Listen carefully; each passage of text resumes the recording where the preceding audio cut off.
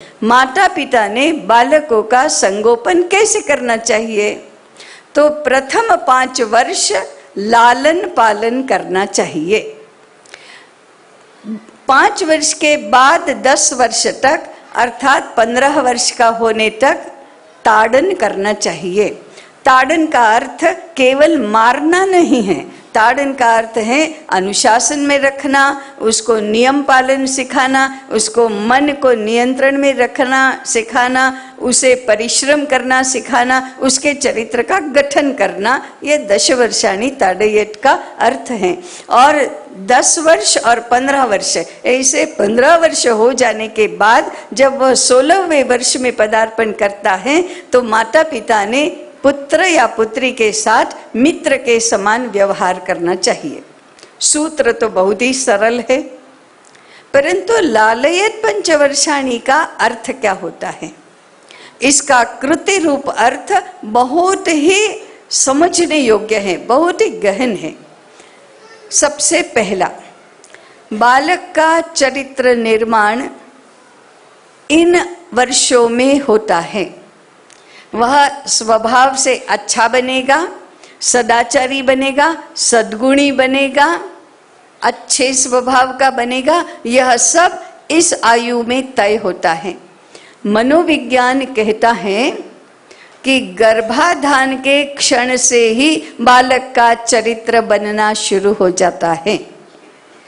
गर्भाधान से भी पहले बालक कैसा बनेगा, इसका रूप, इसका स्वभाव आकार लेने लगता है। कैसे? पति पत्नी जब कल्पना करते हैं, जब बातें करते हैं, हमें बालक होगा, हमें बालक चाहिए, हमें ऐसा ऐसा ऐसा बालक चाहिए, तब से आने वाले बालक का पिंड आकार लेना शुरू हो जाता है। इसलिए माता पिता जैसा चाहते हैं वैसा बालक जन्म तो लेता है, परंतु आज कठिनाई यह है कि माता पिता को मालूम ही नहीं है कि हमें कैसा बालक चाहिए। जे अधिजनन के केंद्र चलते हैं, वहाँ पूछा जाता है युवा दंपतियों को कि आपको कैसा बालक चाहिए, जरा 10 वाक्यों में वर्णन करो, तो गड़बड़ा जाते हैं। क्या कहते? सुंदर चाहिए। उसके आगे क्या? बहुत पढ़ना चाहिए। उसके आगे क्या? फिर नहीं मालूम कि कैसा होगा, और स्पेसिफिक तो बिल्कुल ही नहीं मालूम होता है। तो वह कल्पना जितनी निश्चित होती है, वह कल्पना जितनी उदात्त होती है, वह कल्पना जितनी आकांक्षा से युक्त और स्पेसिफिक होती है, उसके अनुसार आने वाले बालक का पिंड बनना शुरू होता है। फिजिकल पिंड की बात नहीं कर रही मैं, मानसिक पिंड की बात कर रही हूँ। अंग्रेजी में एक कहावत है, no one can choose one's parents. माता पिता का चयन तो नहीं कर सकता बालक। जिस माता पिता के कोख में उसने जन्म लिया वही उसके माता पिता हैं। चयन करना बालक के हाथ में नहीं है, ऐसी कहावत अंग्रेजी में है। हमारे शास्त्र कहते हैं कि बालक माता पिता का चयन करता है। इसलिए जैसे माता पिता होंगे वैसा ही जीव उनके यहाँ जन्म लेगा। इसलिए हम यदि अच्छा बालक चाहते हैं तो पहले अच्छे बनना चाहिए। अवकाश में सर्व प्रकार के जीव विचरण कर रहे हैं, प्रतीक्षा कर रहे हैं कि मेरे लिए योग्य माता पिता कहाँ हैं, कहाँ हैं, कहाँ हैं।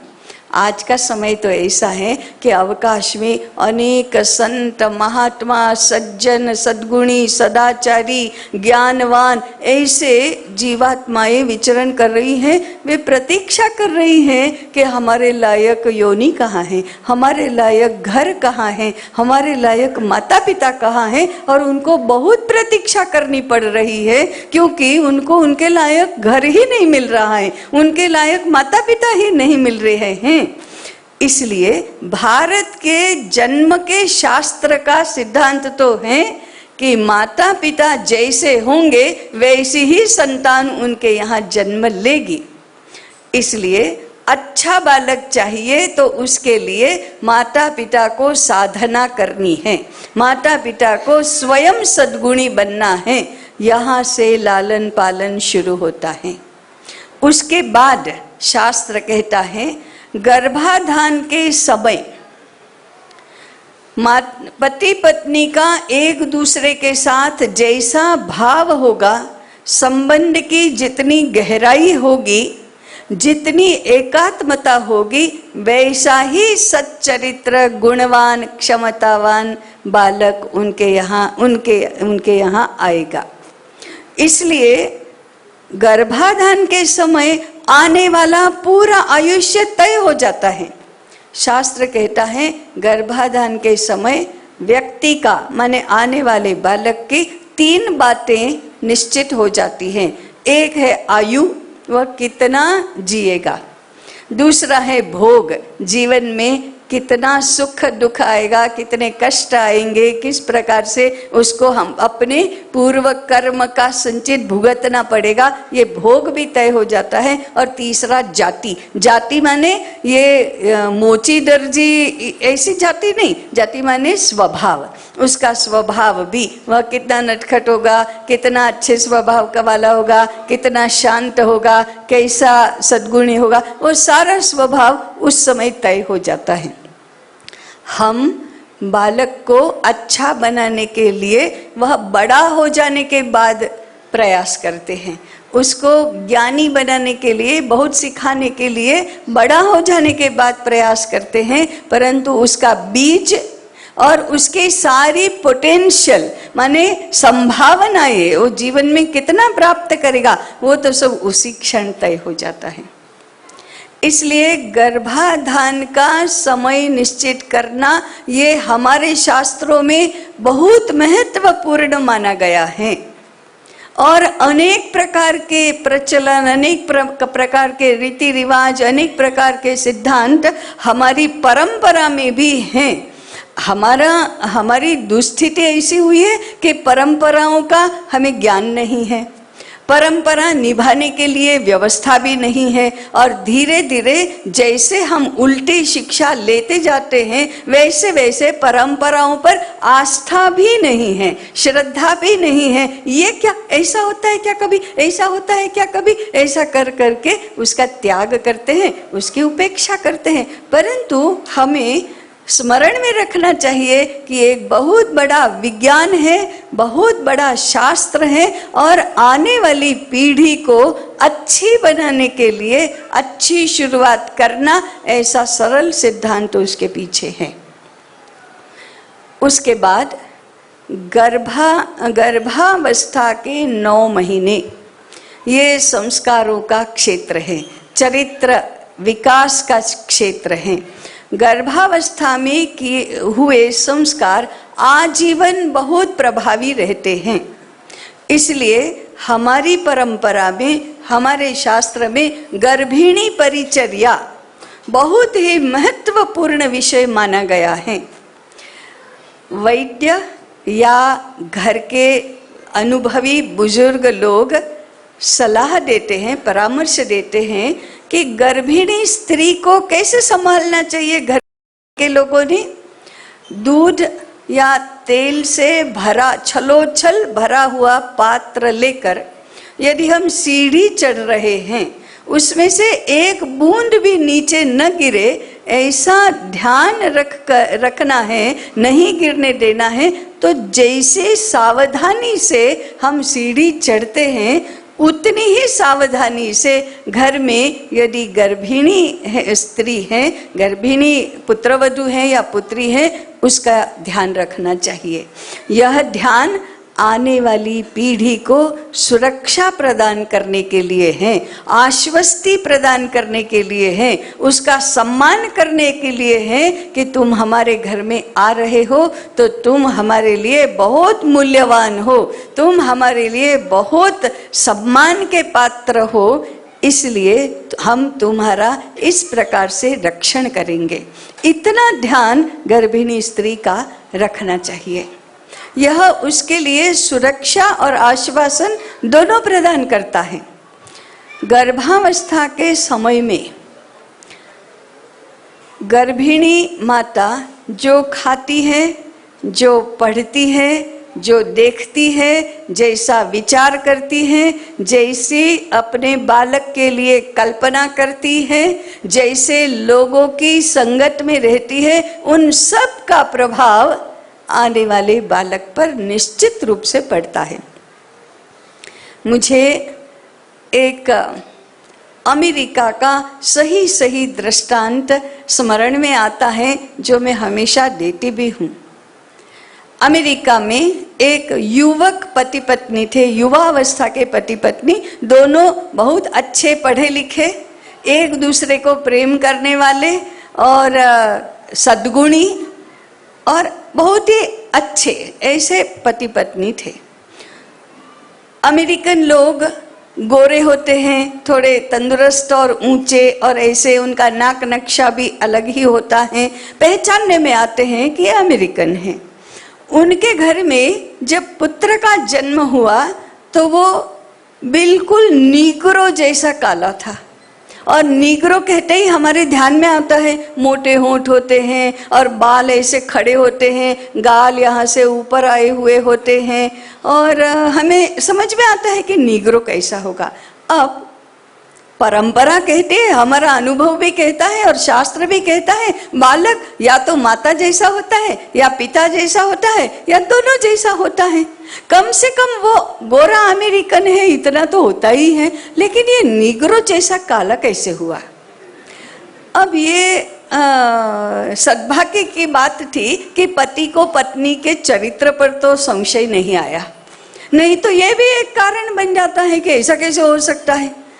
परंतु वे दोनों डॉक्टर के पास गए, इसका कारण क्या हो सकता है, ये तो असंभव बात है। तो डॉक्टर ने बहुत पूछताछ की, लेकिन उनको भी कारण समझ में नहीं आया। अंत में डॉक्टर ने कहा, take me to your home. वो घर गए, take me to your bedroom, bedroom में गए, वहाँ उनको कारण मिला। क्या कारण था? ये दोनों पति पत्नी फुटबॉल के बहुत शौकीन थे और रॉबर्ट पेले के फैन थे। रॉबर्ट पेले आप लोगों में से अनेक लोग जानते होंगे, अभी भी कदाचित वो जिंदा है। दक्षिण अमेरिका के ब्राजील के ये फुटबॉल के चैंपियन रहे बहुत वर्षों तक, और बाद में ब्राजील के खेल मंत्री भी बने थे। तो ये दोनों रॉबर्ट पेले के फैन थे, और वो जहाँ सोते थे उसके सामने ही, जिस प्रकार से यहाँ से मैं पूजनीय प्रभुपाद जी को देख रही हूँ या आप भगवान को देख रहे हैं, उस प्रकार से ये सोते थे। सामने की दीवार पर रॉबर्ट पेले का लाइफ साइज चित्र था। अब ये भावी माता जब सुबह आंखें खोलती थी तो पहला ही दर्शन किसका होता था? ये दर्शन ही है, दर्शन किसका होता था? रॉबर्ट पेले का। परिणाम क्या हुआ? पुत्र रॉबर्ट पेले का नाक नक्शा नहीं लिया, लेकिन नीग्रो का रूप रंग लेकर जन्मा। ये क्या है? गर्भावस्था में बालक हैं, तब माता जिसके प्रति हृदय से जुड़ी हुई रहती है उसका रूप रंग भी बालक में आता है। परंतु आज तो ऐसी बातों की ऐसी उपेक्षा की जाती है। अगर घर में सासू जी हो या माँ हो, गर्भवती माता को कहती है, अरे टीवी पर ये सब मत देखो, तुम्हारे बालक का बहुत नुकसान होगा, तो एक झटके से उसको खत्म कर, कुछ नहीं होता। ऐसे कुछ नहीं होता कहने से क्या कुछ नहीं होता? क्या होता तो है, लेकिन हम अनाड़ी जैसा व्यवहार कर रहे हैं, इसलिए हो जाता है। उसके बाद भी पता नहीं चलता कि ये क्यों हुआ। आजकल बच्चे, छोटे छोटे बच्चे बहुत अनरेस्टफुल होते हैं, एक जगह बैठ भी नहीं सकते, शांति से कोई बात सुन नहीं सकते, ठीक से बात बता भी नहीं सकते, कोई भी चीज स्थिरता पूर्वक पकड़ नहीं सकते, किसी भी विचार पर एकाग्र नहीं हो सकते, किसी के भी बात शांति से सुनकर समझ नहीं सकते। हर एक माने छोटे बड़े किसी को भी कुछ भी बोलते हैं, हम ऐसे बालकों को कहते हैं बहुत स्मार्ट है। ये स्मार्ट नहीं है, ये अशांत है, ये उत्तेजनाग्रस्त है, ये अनरेस्टफुल शब्द मैंने पहले ही प्रयोग किया था, अनरेस्टफुल हैं, क्योंकि उनको शांति का, स्थिरता का, सुरक्षा का, स्नेह का, श्रद्धा का अनुभव माँ के पेट में थे तब नहीं हुआ है। इनको बेचारे कहना चाहिए, इनको वंचित कहना चाहिए। कैसे अच्छी अच्छी मूल्यवान बातों से वे वंचित रह गए, क्योंकि उनकी माता क्या कहती है, कुछ नहीं होता। एक झटके में बालक को कितनी अच्छी अच्छी बातों से वंचित कर दिया, फिर आगे कैसे बढ़ेंगे ये? इसलिए बालक जब माँ के पेट में होता है तब उसकी बहुत चिंता करनी चाहिए, और माता ने अपने वाणी, व्यवहार, दिनचर्या, आहार विहार आदि का बहुत ही ध्यान रखना चाहिए। गर्भावस्था में किए हुए विचारों का कैसा प्रभाव होता है, उसका एक दूसरा उदाहरण लेती हूँ। घर घर में हमें ये सब देखने को मिलता है। एक माता थी, युवती थी, बचपन से पढ़ने में बहुत तेजस्वी थी, घर में भी सब पढ़े लिखे थे, और वो हमेशा भाषा ऐसी बोली जाती थी। उस लड़की को भी, लड़की की इच्छा थी, मैं बड़ी होकर सीए बनूंगी, मेरा एक ऑफिस होगा और मैं ऐसे सीए बनकर मेरी फर्म होगी और बहुत पैसा कमाऊंगी।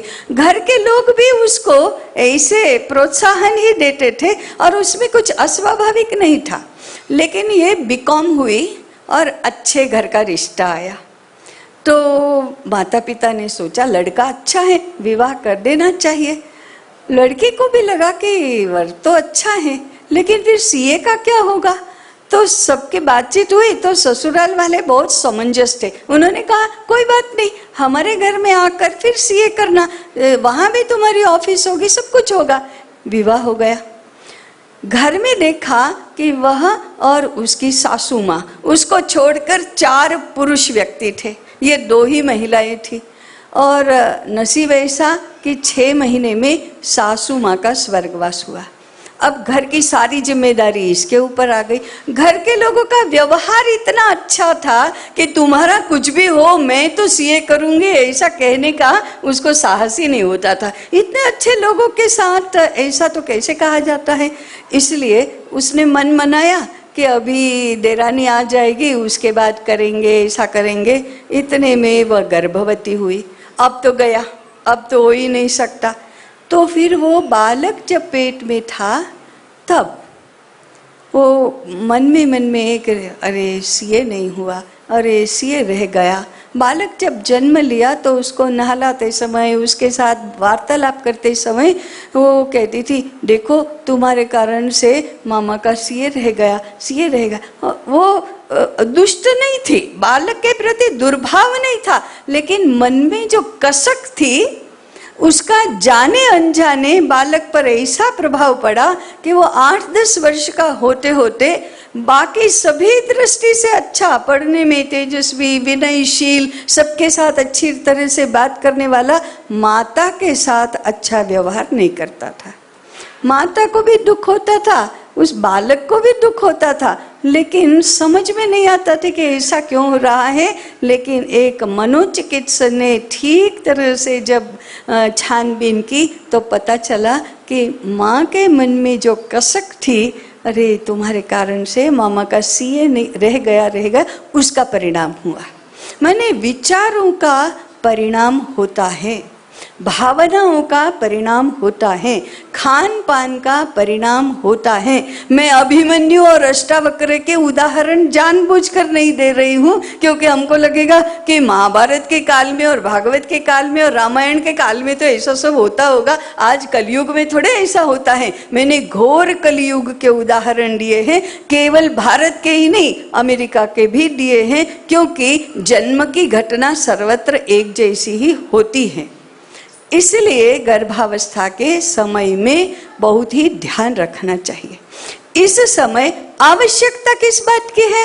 सुरक्षा, सम्मान, प्रेम, इन 3 बातों की सबसे ज्यादा आवश्यकता रहती है। साथ ही उसको जीवन के विषय में और जगत के विषय में शुभ विचार ही, शुभ संकल्पना ही देनी चाहिए, अशुभ नहीं। जीवन में, प्रत्यक्ष जीवन में दोनों होता है, शुभ भी होता है, अशुभ भी होता है। लोग अच्छे भी होते हैं, बुरे भी होते हैं, दुष्ट भी होते हैं, सज्जन भी होते हैं। लेकिन जीवन का पहला अनुभव, प्रारंभ का अनुभव शुभ, सुंदर, मंगलकारी ऐसा ही होना चाहिए। इसलिए हमारे यहाँ प्रचलन है, घर में किसी बड़े व्यक्ति की मृत्यु होती है और घर में सबसे बड़ी पुत्रवधू यदि गर्भवती है तो उसको मृतदेह के दर्शन नहीं करने दिए जाते। सामान्य स्थिति में उसका ही दायित्व बनता है, परंतु यह उसके लिए नहीं, आने वाले बालक के लिए अशुभ का कोई भी संसर्ग न हो, इसका ध्यान दिया जाता है। तो ये बालक को अच्छा बनाने का ये एक दूसरा चरण है। तीसरा, जन्म के समय यदि सीजरियन ऑपरेशन से जन्म होता है तो माता और बालक के संबंध में 50% दुरावा आ ही जाता है। सीधा सरल कारण है, जन्म की घटना का, जन्म की प्रक्रिया का न बालक को अनुभव होता है ठीक से, न माता को, और इसलिए संबंध जितना गहरा बनना चाहिए उतना गहरा नहीं बनता है। अब सीजरियन से बचाने के लिए भगवान हमें सद्बुद्धि दे और डॉक्टरों को सद्बुद्धि दे, ऐसी ही प्रार्थना करनी चाहिए। क्योंकि आजकल अधिकाधिक संख्या में सीजरियन से प्रसूति होना ऐसा प्रचलन हो गया है। कारण नंबर 1, माता को घबराहट होती है, भय लगता है कि मेरा क्या होगा, क्या होगा, क्या होगा। उसको आश्वासन देने वाला, भय से बचाने वाला आसपास कोई नहीं रहता है। जब भय लगता है तो डॉक्टर भी कहता है कि मैं कैसे जोखिम लूं, ठीक है तुमको सिजेरियन करना है, तुम्हारी जिम्मेदारी से कर देंगे। लेकिन इससे कितने बड़े अनुभव से दोनों वंचित हो रह जाते हैं। इसलिए आश्वासन देने वाला, उसको भय से बचाने वाला आसपास बड़ा कोई न कोई व्यक्ति जो स्वजन है वह होना ही चाहिए। क्योंकि आश्वासन सरदयी स्वजन व्यक्ति का ही काम करता है। आता जाता कोई भी कहेगा अरे घबराओ नहीं, कुछ नहीं होगा, तो किसी को आश्वासन नहीं मिलता। वो तो अपना ही व्यक्ति होना चाहिए, नहीं तो नहीं होता। उसको श्रद्धा होनी चाहिए, तभी वो आश्वस्त रहती है। सीजरियन न हो इसके लिए सगर्भावस्था में व्यायाम और खान पान का ध्यान रखना चाहिए। उसकी ओर भी आज हम ध्यान नहीं देते हैं। शास्त्र कहता है सुख प्रसूति के लिए चक्की पर अनाज पीसना ये सबसे अच्छा व्यायाम है। हमारी लड़कियां व्यायाम नाम से घबरा जाती है, व्यायाम करना नहीं, बेड रेस्ट सबसे अच्छा है, जबकि बेड रेस्ट सबसे अधिक घातक होता है।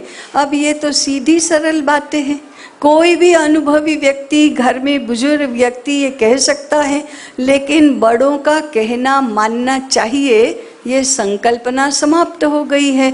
बड़ों को तो कुछ नहीं समझता, ऐसा धीरे धीरे प्रचलन में आता है। इसलिए न कहने वाला कोई है, न सुनने वाला कोई है, न बालक को बचाने वाला कोई है, न माता को आश्वस्त करने वाला कोई है। हम आने वाली पीढ़ी का क्या कर रहे हैं? ये सब लालयत पंचवर्षाणी में आता है कि बालक को स्वाभाविक प्राकृतिक क्रम में इस दुनिया में तो आने दो। आगे बढ़ते हैं। हमारी परंपरा और शास्त्र कहता है जन्म के बाद सबसे पहला जिसका दर्शन होता है, सबसे पहला जिसका स्पर्श होता है, सबसे पहली जो आवाज सुनता है, सबसे पहली जो गंध का अनुभव करता है, वह उसके अस्तित्व के साथ एक रूप हो जाता है। जन्म के समय जन्म घुट्टी पिलाते हैं। कोई बालक बहुत शैतानी कर रहा है तो हम कहते भी हैं किसके हाथ से जन्म घुट्टी पी है, कहते ही हैं। उस पिलाने वाले के हाथ के माध्यम से उसका स्वभाव भी उसमें उतर आता है। इसलिए हमारे यहाँ बालक की सुरक्षा की ऐसी व्यवस्था थी कि 10 दिन तक, जन्म के बाद 10 दिन तक किसी को भी वह कुमारागार में, अर्थात जहाँ माता और बालक हैं, वहाँ किसी को आने की अनुमति नहीं है, स्पर्श करने की अनुमति नहीं है, कोई भी उसको देखेगा नहीं। हम कहते हैं आज के आधुनिक जमाने में ऐसा कैसे हो सकता है? जन्म ही तो दवाखाने में होता है, जहाँ कैसा कैसा एक्सपोजर रहता है। कोई भी गंध, कोई भी व्यक्ति आता है, कोई भी स्पर्श, कैसा भी प्रकाश, कैसी भी आवाज, उसकी ज्ञानेंद्रियों की कोई सुरक्षा नहीं है। ज्ञानेंद्रियों की सारी अनुभव क्षमता का क्षरण हो जाता है, क्षीण हो जाती है। ज्ञानेंद्रियां यदि ऐसी शक्तिहीन, सामर्थ्यहीन हो गई तो ज्ञानार्जन कैसे होगा? हम तो पहले ही उसका सारा लॉस ही लॉस शुरू हो गया, कुछ भी जमा नहीं हो रहा है। इसलिए सुरक्षा करो। माता और बालक दोनों की सुरक्षा करना बहुत जरूरी है। तो हमारा प्रचलन क्या था? 10 दिन तक अस्पृश्य रहना, अंदर रहना, किसी को आने नहीं देना। 40 दिन तक घर के बाहर नहीं जाना।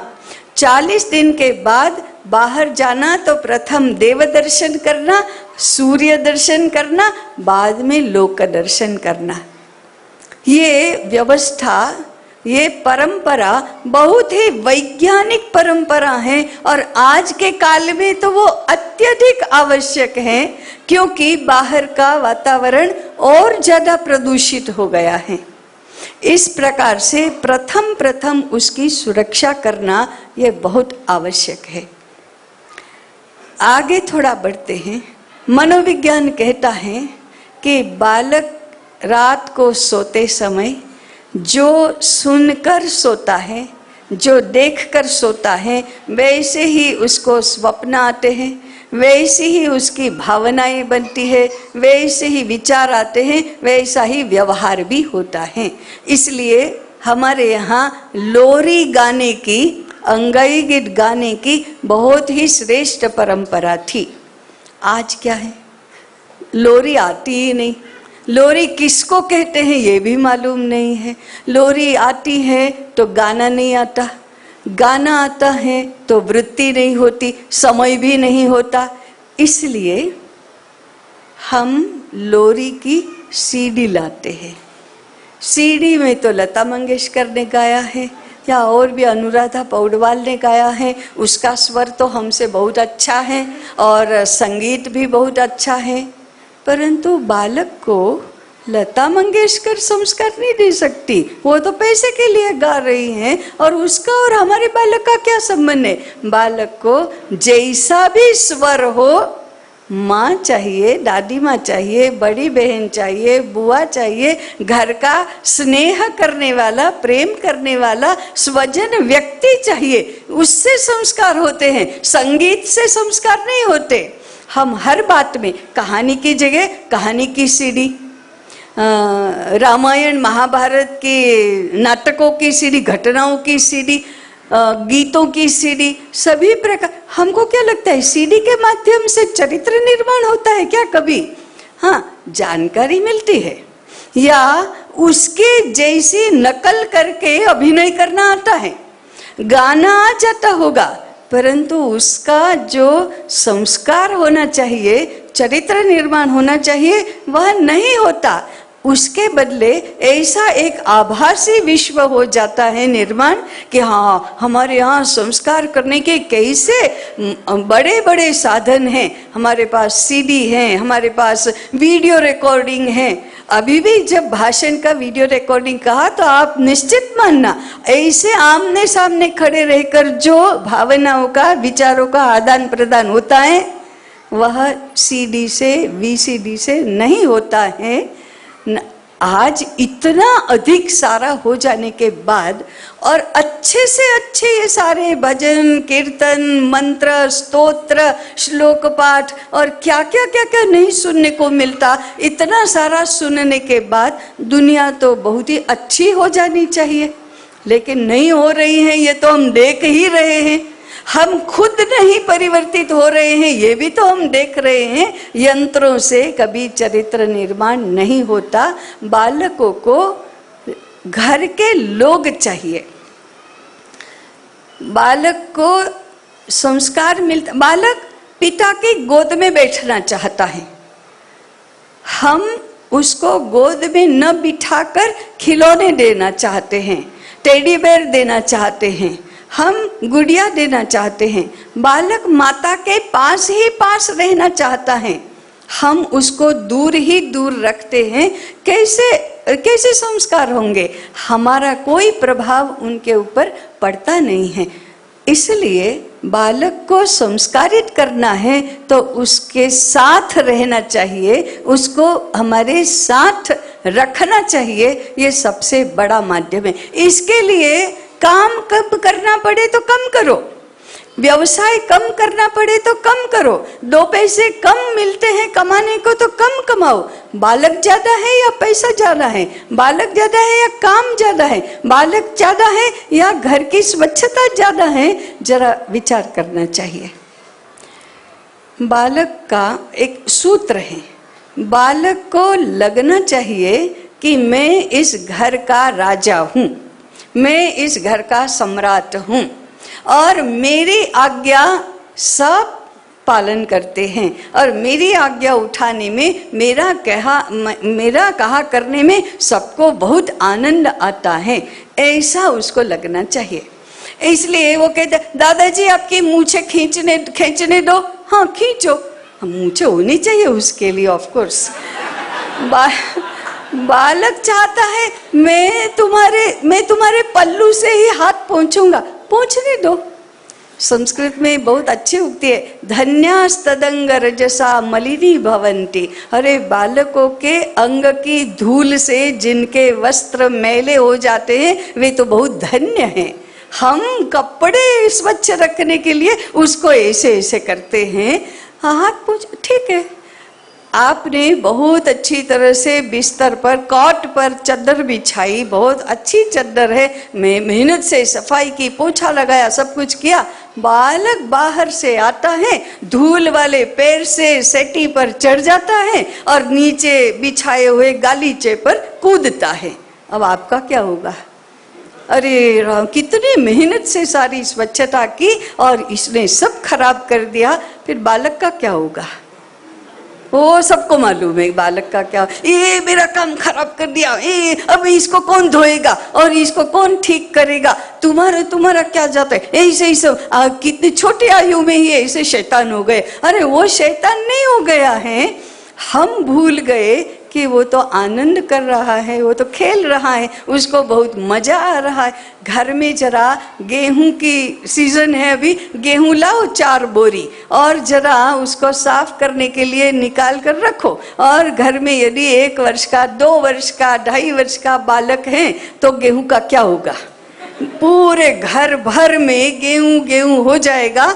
लेकिन उसको आनंद कितना आ रहा है वो कभी देखा है क्या?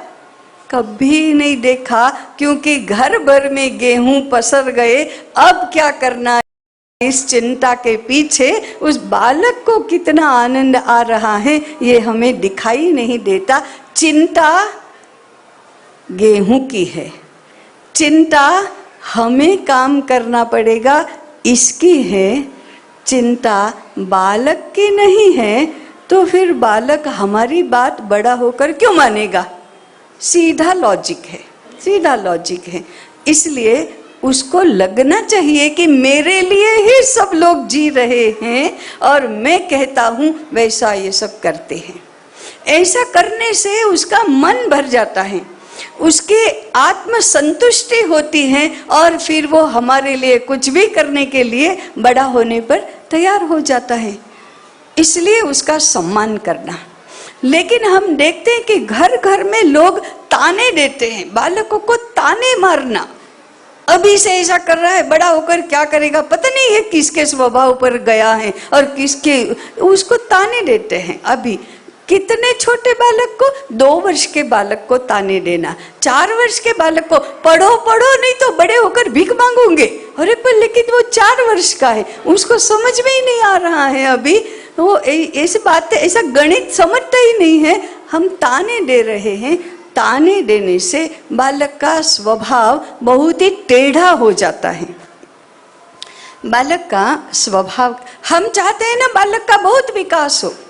बालक जन्म से ही बड़ा होने की इच्छा लेकर ही जन्मा है, उसको बड़ा होना है, उसको विकास करना है। और भगवान ने उसका अंतःकरण ऐसा बनाया है कि उसके विकास के लिए जो जो बातें जरूरी हैं वे सब वो करता है, और वो अंतः प्रेरणा से करता है, हमारे आपके कहने से नहीं करता। जब जन्मता है तो पीठ के बल पर सोता है, लेकिन 3-4 महीने का होते होते वह उल्टा होने लगता है और पेट के बल पर सोने लगता है।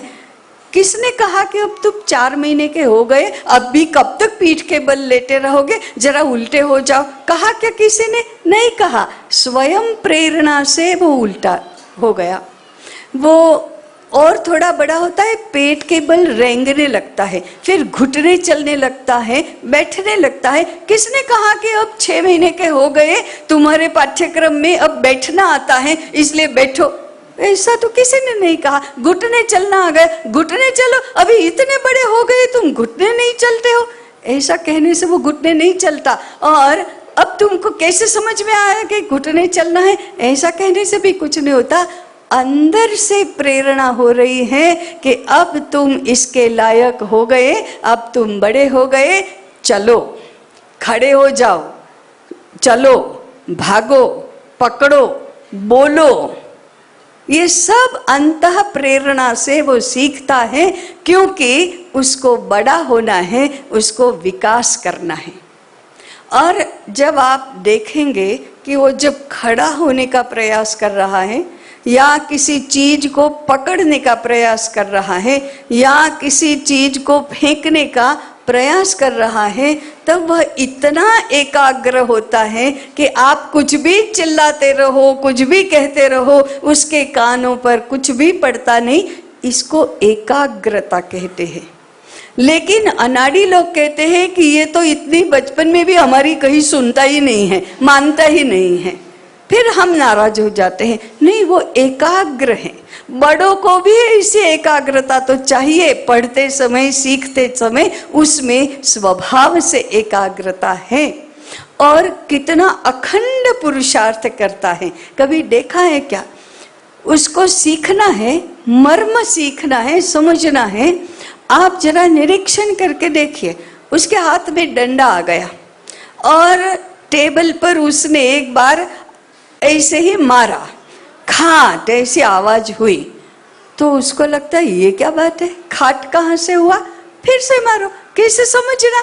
फिर से डंडा मारो, अभी भी समझ में नहीं, फिर से डंडा मारो। 4-5 बार डंडे से टेबल को पीटा तो फिर घर में तहलका मच जाता है। वो रसोई से कहती है, अरे जरा आपके बेटे को संभालो। उस समय वो आपका बेटा हो जाता है। वो अखबार, मैं अखबार पढ़ रहा हूँ, तुम ही तुम्हारे बेटे को संभालो। वो एक दूसरे का, लेकिन वो तो पीटता ही रहता है, पीटता ही रहता है। फिर अचानक कोई 2 में से उठकर एकदम एक हाथ से उसका एक हाथ खींचना, दूसरे हाथ से उसके हाथ से डंडा खींचना और फेंक देना। वो बेचारे को समझ में ही नहीं आता कि ऐसा भूकंप कहाँ से आ गया, ये अचानक क्या हो गया कि मेरे हाथ से डंडा छीन गया और मैं खींच गया। वो रोता है और ये दोनों कहते, हाश, नहीं तो आज टेबल की खैर नहीं थी। अरे ये सीखने की प्रक्रिया है। एक शिक्षा शास्त्री ने कहा है कि आप यदि नाराज हुए बिना आतंकित हुए बिना उसको जितना पीटना है उतना पीटने दो, तो एक समय आएगा वो अपने आप बंद हो जाएगा। वो कब? जब उसकी समझ में आ जाएगा कि आवाज क्यों होती है, कैसे होती है, और डंडे का और टेबल का क्या रोल है। वो जब अनुभव उसको आत्मसात हो जाएगा तो वो डंडा छोड़ देगा और फिर से कभी भी टेबल नहीं पीटेगा। लेकिन हम उतनी प्रतीक्षा नहीं कर सकते, हम उतना धैर्य नहीं रख सकते। सीखने की प्रक्रिया वह जन्म से अपने साथ लेकर आया है, इसलिए वो बार बार करता है, पुनरावर्तन करता है और समझकर ही रहता है। इतना अखंड पुरुषार्थ हम कभी भी पढ़ाई में कर सकते नहीं हैं, इतनी एकाग्रता हमारी कभी नहीं रहती है, और इतनी विकास करने की इच्छा भी हमारे मन में नहीं रहती है। इसलिए बालक के अनुकूल बनो, बालक को अपने अनुकूल मत बनाओ, बालक के अनुकूल बनो। इसी प्रकार से बालक की सीखने की क्या प्रक्रिया है? वह अनुकरण से सीखता है, अनुकरण से सीखता है। इसीलिए तो हम जो भाषा बोलते हैं वही भाषा वो बोलता है। हम घर में अंग्रेजी बोलेंगे तो वो अंग्रेजी बोलेगा, मराठी बोलेंगे तो मराठी बोलता है, क्योंकि अनुकरण से सीखता है। कपड़े पहनने की शैली, खड़ा होने की शैली, काम करने की शैली, बोलने की शैली ठीक उसके माँ पिताजी जैसी ही होती है। घर में आसपास जो लोग होते हैं वैसे ही होता है। अरे वो अपने रुमाल धोने के लिए अगर बालिका बैठती है 2.5-3 साल की, तो ठीक उसकी माँ जैसे ऐसे ऐसे करती है वैसे ही वो करेगी, वैसे ही बैठेगी, वैसे ही वो रुमाल को धोएगी, वैसे ही सुखाएगी। पुत्र यदि अखबार पढ़ने के लिए बैठता है तो ठीक वैसे ही बैठेगा जैसे उसके पिताजी बैठते हैं, वैसे ही अखबार भी पकड़ेगा जैसे उसके पिताजी पकड़ते हैं, वैसा ही चश्मा ऐसा करेगा जैसे उसके पिताजी करते हैं। इसलिए अनुकरण से सीखता है, तो उसको जैसा सिखाना है वैसा करो। और 2 बातें बताकर मैं आगे के मुद्दे पर जाऊंगी। अभी हम देखते हैं कि हमारे बड़े हुए बच्चों को घर के कामों में कोई रुचि नहीं है, घर की दुनिया के साथ कोई बहुत लगाव नहीं है, उनकी दुनिया घर के बाहर ही होती है। कारण क्या है? पहले जब हमारे घर में स्टैंडिंग कुकिंग प्लेटफॉर्म नहीं थे, वॉशिंग मशीन नहीं होता था, डाइनिंग टेबल नहीं होता था, सोफा वगैरह नहीं होते थे, तब क्या होता था? वो माँ खाना बना रही है, उस समय 4 महीने का 8 महीने का बालक थोड़ी दूर में नीचे लेटा है, वो देख रहा है माँ क्या कर रही है। फिर सब नीचे खाने के लिए बैठते हैं तो बालक किसी की गोद में होता है या नजदीक में होता है, वो देखता है कैसे थाली परोसी जा रही है, कैसे सारी चीजें रखी हैं, कैसे वो भैया खा रहा है, कैसे हास्य विनोद हो रहा है, कैसे उसके हाथ से सब गिर गया तो लोग हंस गए, और कैसे सब होता है वो देख रहा है।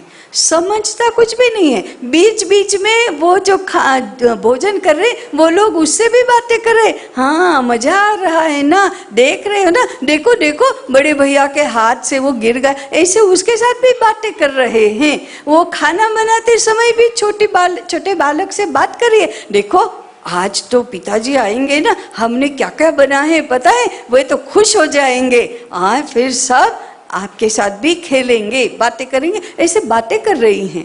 ये सारा बालक इम्बाइब कर रहा है, शब्दों से नहीं समझता, भावनाओं से भी नहीं समझता, लेकिन अंतःकरण से अंतःकरण में इम्बाइब हो रहा है। उसका लगाव बोलने वाले के साथ बढ़ रहा है, कृति के साथ बढ़ रहा है, घर के साथ बढ़ रहा है, काम उसको अच्छा लगने का संस्कार हो रहा है, वो अपने आप घर के कामों में रुचि लेता है, उसको फिर खाना बनाने का भी मजा आता है, बर्तन साफ करने में भी मजा आ रहा है, और बिस्तर लगाने में भी जैसे जैसे बड़ा होता है मजा आता है। घर के कामों में भी आनंद आना, यही हमारी संस्कृति है। हमारे लोकगीतों में कहा जाता है, मैं तांबे के या पीतल से घड़े से पानी नहीं भरूंगी, मुझे चांदी का घड़ा चाहिए। क्या है ये? पानी भरने के लिए।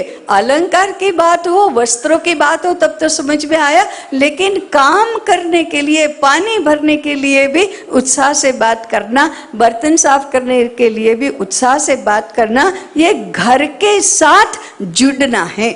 बच्चों को घर के साथ जुड़ने के लिए उनको बचपन से ही घर की दुनिया का परिचय इस प्रकार से मिलता था, इसलिए घर परिवार बहुत आनंद से साथ में रहते थे। आज अब वॉशिंग मशीन में कपड़े कैसे धुल रहे हैं उसको कुछ मालूम नहीं, ऊपर प्लेटफॉर्म पर रसोई कैसे बन रही है उसको कुछ मालूम नहीं, लोग सोफा पर, डाइनिंग टेबल पर बैठकर क्या कर रहे हैं उसको कुछ मालूम नहीं। उसको लिटाया जाता है टीवी के सामने, तो फिर वही दुनिया उसकी परिचित दुनिया हो जाती है, और उसमें जैसे आभासी दुनिया है वैसे ही आभासी दुनिया की कल्पनाएं वो करने लगता है। बालकों को वंचित रखते हैं और हम कहते हैं बच्चे हमको बहुत प्रिय हैं, बहुत प्रिय हैं। आज की स्थिति ऐसी है कि parents are economic and biological parents, जो कपड़े, गहने, खिलौने, मिठाई, पैसा खर्च के लाकर कहते हैं कि हम तो बहुत कर रहे हैं बच्चों के लिए। They are not social and cultural parents. संस्कार देने वाले, सुसंस्कृत बनाने वाले और सामाजिकता निर्माण करने वाले माता पिता नहीं हैं। इसलिए इन सब छोटी छोटी बातों का बहुत ही महत्व है। बालकों को रेत में खेलना, पानी में खेलना बहुत अच्छा लगता है। पानी देखते ही वो पागल हो जाते हैं, रेत देखते ही वो कपड़े पर गिराएंगे, सर पर गिराएंगे, जेब में भरेंगे, बहुत ही आनंद आता है।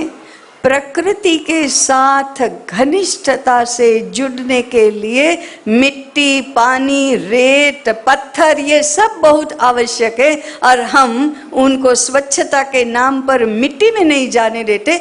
एक जगह तो मैंने सुना, युवा माता को कहते वो गाय के गोबर को भी छूने नहीं देती है, कहती इन्फेक्शन लग जाएगा। दुनिया के सारे इन्फेक्शंस को दूर करने वाला गोबर इनके लिए इन्फेक्शन है। इतने अज्ञान है और इतना हम बच्चों को वंचित रखते हैं। और एक बात है, ये सारा करने के बाद जैसा उसको ढालना है वैसा ही ढालना चाहिए। ऐसा नहीं कि वो जैसे हो जाए वैसे हो जाए, ढालना तो आना ही चाहिए। इसके लिए एक सिद्धांत है, बच्चों को किसी बात का मना नहीं करना। कठिन काम है, क्योंकि वे ऐसी ऐसी बातें करना चाहते हैं कि हम मना किए बिना रह ही नहीं सकते। एक बार ऐसी ही एक स्कूल की टीचर, उसने ऐसा सुना था, एक बार वो मेरे पास आई शाम को 5-1 बजे। वो कहने लगी सुबह 7 बजे चेतसी उठी, वो उसकी बालिका का नाम है, वो 3.5 साल की थी। तब से लेकर आज आपके पास आई हूँ, तब तक मैंने गिना कि मैंने एक बार भी उसकी एक बात को हाँ नहीं कहा। गिर जाएगी, वहां मत जाओ, चिल्लाओ नहीं, उसको मत छुओ, दरवाजे के पास मत जाओ, बाहर मत जाओ, गिर जाओगी, चोट लगेगी, गीले हो जाओगे, जुकाम हो जाएगा। किसी बात के लिए हाँ नहीं कहते। हाँ नहीं कहते तो बच्चे भी ना कहना ही तो सीख जाते हैं। और क्या कहते हैं हमको, बाजार में जाकर सब्जी ले आओ, नहीं, टीवी बंद करो, नहीं, पढ़ने बैठो, नहीं, मेरे काम में हाथ बटाओ, नहीं, बड़ों का कहना मानो, नहीं, ना ही, क्योंकि ना ही कहना सीखे। ना नहीं कहना कठिन है, तपश्चर्या है।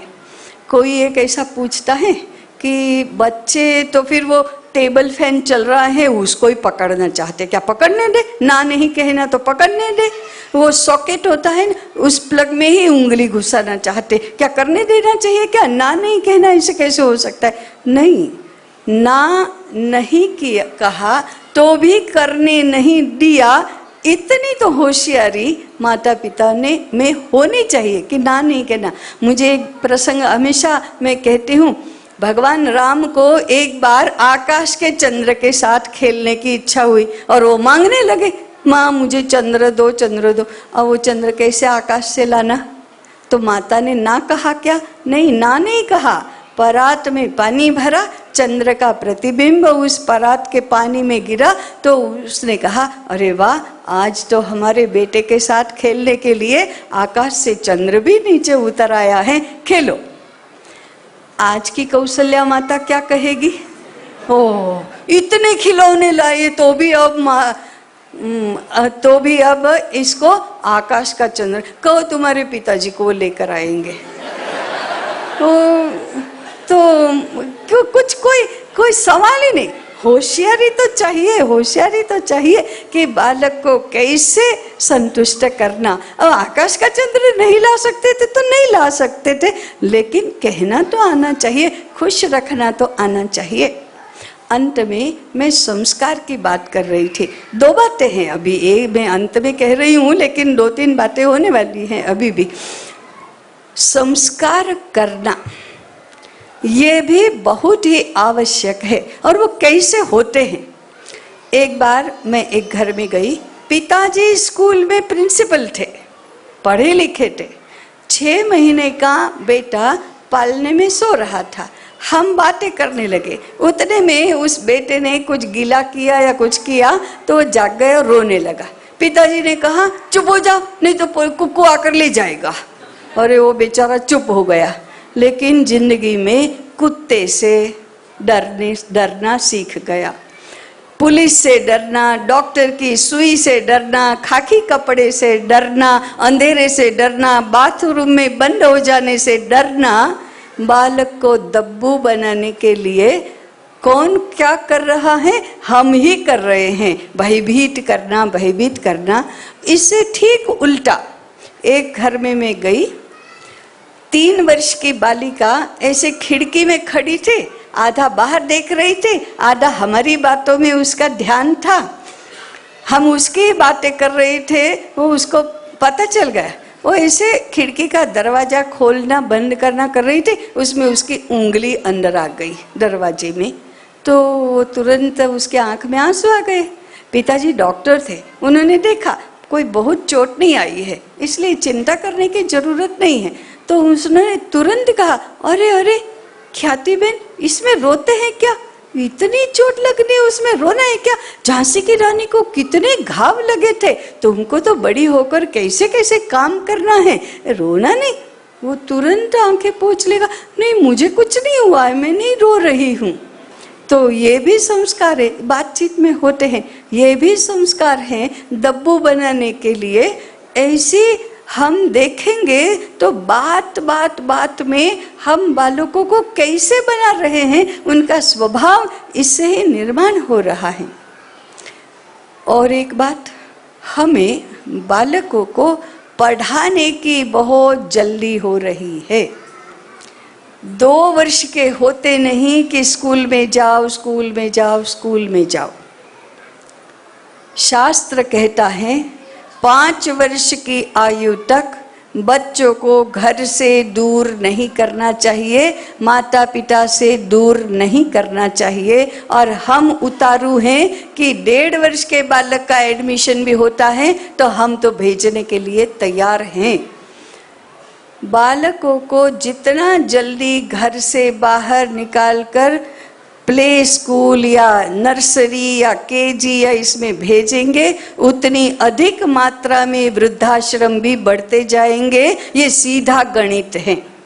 ना भी गए वृद्धाश्रम में और हम घर में रहे तो भी निरपेक्ष भाव से भी हमें कष्ट न हो इसलिए नहीं, बालक का भला हो इसलिए भी उसको कम से कम 5 वर्ष की आयु तक विद्यालय में नहीं भेजना चाहिए। It's criminal. on part of the school and part of the parents, माता पिता का और स्कूल वालों का ये बहुत बड़ा एकेडमिक अपराध है कि बच्चों के लिए हमने स्कूल्स बना दिए हैं और वो भी ऐसा पाठ्यक्रम है, वहाँ भी ऐसी स्पर्धाएं हैं। कहते हैं नर्सरी लेकिन शुरू हो जाती है ABCD, कहते हैं KG लेकिन वहाँ न किंडरगार्टन जैसा कुछ भी नहीं है, वहाँ स्कूल ही स्कूल है। जल्दी करने से अच्छा नहीं होता, समय पर करने से ही ठीक होता है। हम जानते हैं कि बालक निश्चित आयु पर निश्चित काम करते हैं। 4 महीने का बालक चल नहीं सकता, उसके आयु होने पर ही वो चल सकता है। यदि कोई महत्वाकांक्षी माता पिता कहते हैं हमारे घर में जन्मा हुआ बालक 4 महीने में चलना ही चाहिए, और माता कितना ही प्रेम से कहेगी वो चलेगा नहीं, पिता कितने ही डांटेंगे वो चलेगा नहीं, उल्टे पैर गड़बड़ हो जाएंगे या चलने के लिए प्रेजुडिस हो जाएगा। 3 वर्ष की आयु पढ़ाई के लिए नहीं है। मुझे जानकारी है कि कई इस्कॉन के भी भक्त शिशु वाटिका शुरू करना चाहते हैं। यह एक अनिवार्य अनिष्ट है। ये शिशु वाटिका वगैरह हमारे बच्चे यहाँ नहीं भेजेंगे तो किसी इंग्लिश मीडियम में भेजेंगे या कहीं KG में भेजेंगे या मॉन्टेसरी स्कूल में भेजेंगे, इसलिए हम शिशु वाटिका शुरू करना चाहते हैं। परंतु शास्त्र निश्चित रूप से कहता है 5 वर्ष की आयु तक माता पिता से बच्चों को अलग नहीं करना चाहिए। जिसको हम प्री स्कूल या प्री प्राइमरी कहते हैं वो आज की कक्षा 1 और 2 है, और 7 वर्ष की आयु में फॉर्मल एजुकेशन शुरू होता है। ये शिक्षा शास्त्र का नियम है, ये मनोविज्ञान का नियम है। It is scientific. वो हमारे चाहने से वो सब बदल नहीं जाता, हमारी जल्दी करने से वो सब जल्दी नहीं हो जाता। जैसे आयु नहीं है और आप चलने के लिए बाध्य करो तो पैरों को नुकसान होता है, उसी प्रकार से आयु नहीं परिपक्व हुई है तब भी पढ़ने का आग्रह करो तो मन और बुद्धि दोनों ही गड़बड़ हो जाते हैं। ये तो हम अनुभव तो कर ही रहे हैं, लेकिन हम अपने आप को बचा नहीं सकते हैं। एक बहुत बड़ा आंदोलन का विषय है, जल्दी मत करो, जल्दी मत करो, समय आने पर करो। और उसमें भी अंग्रेजी माध्यम में भेजना ये तो सांस्कृतिक अपराध भी है। वो मैंने एकेडमिक कहा था, ये सांस्कृतिक और राष्ट्रीय भी है। ये हम क्या कर रहे हैं बच्चों के ऊपर? हमारे ही बच्चे हैं ना, ये ऐसा कभी प्रश्न हो जाएगा। इस प्रकार से हम कर रहे हैं। बालक को 5 वर्ष की आयु तक परिवार में ही रहना चाहिए, ये पूरी दुनिया के शिक्षा शास्त्री कहते हैं। इसलिए शिक्षा का, विकास का, संस्कार का, उसके सारे कला कौशलों का विकास होने के लिए बालक का लालन पालन कैसे करना ये हमें ध्यान रखना चाहिए। लालन करने का अर्थ है लाड करना, और लाड करने का मैंने बताया किसी बात का मना नहीं करना, उसको पूरा सम्मान देना, उसकी कही बातें मानना, उसके अनुकूल होना, और उसके बाद भी हम जैसा बनाना चाहते हैं वैसा ही बनाना। इसके लिए एक 4 बातें और। एक, उसके भोजन आहार विहार का ध्यान रखना, उसके वस्त्रालंकार का और खिलौनों का ध्यान रखना। उदाहरण के लिए हमें अपने बच्चे बहुत प्रिय हैं और हमारे पास पैसा भी है। चांदी के प्याले में दूध पिएगा, चांदी की थाली में भोजन करेगा, सुवर्ण के ही अलंकार पहनेगा, सूती और रेशमी कपड़े ही पहनेगा, पॉलिएस्टर का उसको स्पर्श नहीं होने देना चाहिए, प्लास्टिक का स्पर्श नहीं होने देना चाहिए, खिलौने लकड़ी के ही होने चाहिए और उसको प्राकृतिक रंग से ही रंगे जाना चाहिए। प्लास्टिक का या जिसको हम सॉफ्ट टॉयज कहते हैं, ये दोनों उसके लिए हानिकारक हैं। महंगे हुए तो क्या हो गया, और सुंदर दिखाई देते हैं तो क्या हो गया। बच्चों को तो कोई घाट घुट के बिना की लकड़ी का टुकड़ा भी गुड़िया के बहुत अच्छी तरह से वे खेलते हैं। इसलिए खिलौने, वस्त्रालंकार, आहार विहार, पात्र, बिस्तर, सोने के समय आदि सभी बातों में हमें और ज़्यादा जागरूक होने की आवश्यकता है। और अंतिम बात, घर में केवल एक बालक होना कभी भी किसी को परवड़ना नहीं चाहिए। हम कहते हैं एक ही बालक होगा तो हम उसको बेस्ट देंगे। अरे बेस्ट कैसे देंगे? उसको जो चाहिए वो नहीं देकर क्या बेस्ट हो सकता है? बेस्ट होता है छोटा भाई या छोटी बहन, ये बेस्ट होता है। और इसको छोड़कर दुनिया की कोई भी बात इतनी अच्छी नहीं होती है।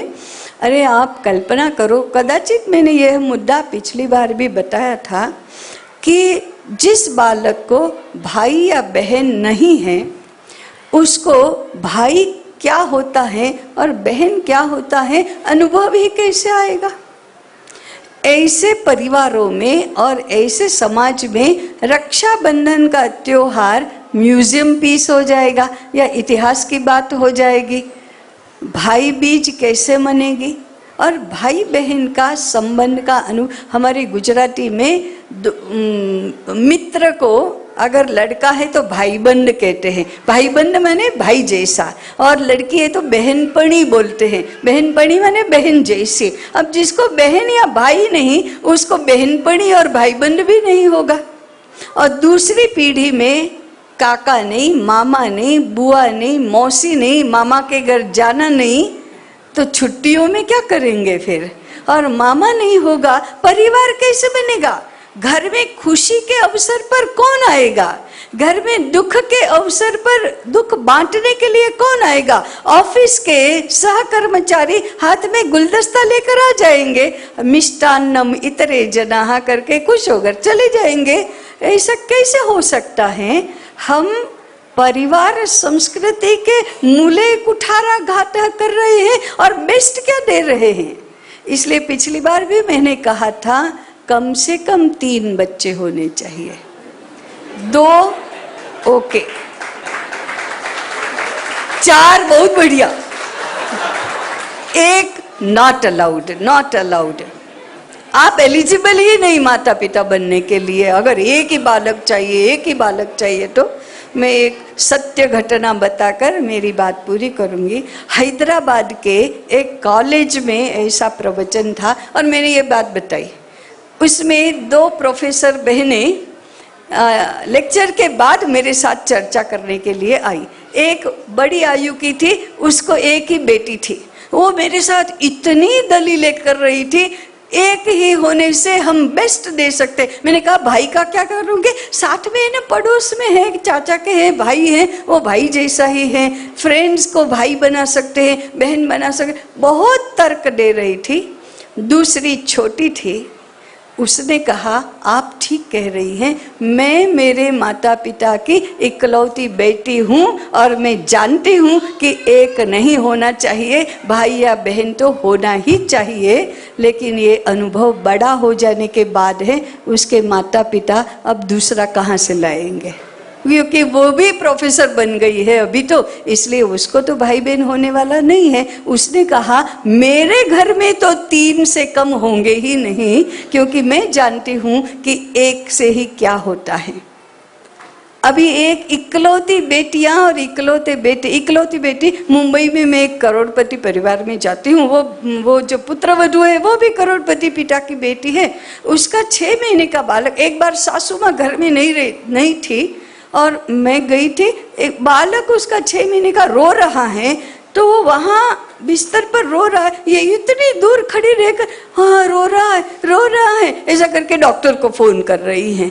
वो बालक का क्या करना उसको पता ही नहीं चल रहा, क्योंकि अपने परिवार में वह इकलौती बेटी है, छोटा भाई बहन नहीं। देखा ही नहीं कहीं पर भी कि बच्चों का क्या करते हैं और बच्चे क्या होते हैं। इसलिए मेरा निवेदन है कि घर में 1 से अधिक, 2 से अधिक बच्चे होना ये सबसे पहली शर्त है। बच्चे कैसे चाहिए उसकी पहले से निश्चित ही होना, सही कल्पना होना, ये दूसरे नंबर की आवश्यकता है। वो गर्भावस्था में है तब उनके संस्कार की और सुरक्षा की और सम्मान की व्यवस्था करना, ये तीसरी बात है। उनका जन्म सीजरियन से नहीं हो इसकी खबरदारी रखना, ये चौथी बात है। जन्म के समय बहुत सुरक्षित और संस्कारित वातावरण और व्यक्ति ही आसपास रहे, इसका ध्यान रखना, ये पांचवी बात है। जन्म के बाद उनके पात्र, वस्त्रालंकार और खिलौने ये सब ठीक होना, उनको घर के काम में अपने साथ सहभागी बनाना, ये पांचवी बात है। लोरी, कहानी आदि बड़ों को कहना आना, ये छठी बात है। बच्चों के साथ बात करना, उनके साथ खेलना आना, ये सातवीं बात है। उनको संस्कार देना, ये आठवीं बात है। उनको विद्यालय में पढ़ने के लिए जल्दी नहीं भेजना, ये नौवीं बात है। अंग्रेजी माध्यम में कभी नहीं भेजना, ये 10वीं बात है। और अपने से भी सवाया उनको संस्कार देकर बनाने की चाह रखना और उसके प्रयास करना, ये 11वीं बात है। इसको कहते हैं लालयेत पंचवर्षाणी। आप सबने बहुत ध्यानपूर्वक सुना, इसलिए सबका आभार मानते हुए मेरी बात समाप्त करती हूँ। धन्यवाद।